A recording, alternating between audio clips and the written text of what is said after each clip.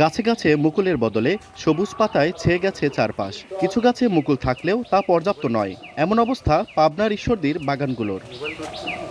এই এলাকার প্রধান অর্থকরী ফসল লিচু।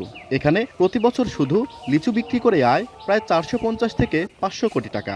তবে এবছরের চিত্র পুরোটাই ভিন্ন। লিচু চাষিরা বলছেন, বিগত কয়েক যুগ তারা এমন ফলন বিপর্যয়ের সম্মুখীন হননি।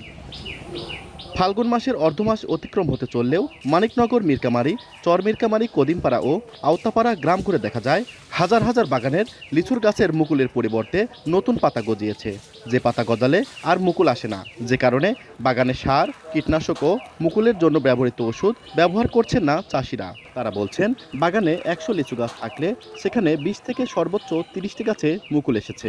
তবে সে গাছগুলোতেও মুকুলের পরিমাণ খুবই কম। হঠাৎ এমন ফলন বিপর্যয়ের মুখে হতাশ চাষিরা। মূল বলতে কিছুই না, সব লালক পাতা হয়ে গেছে। 50 বছরের রেকর্ড যে এরকম কম মুকুল কোনোদিনও হয়নি। গতবার ধরেন 3.5 লক্ষ টাকা আমি বিক্রি করেছি, এবার আমার 50,000 টাকা বিক্রি হবারও জায়গা নাই।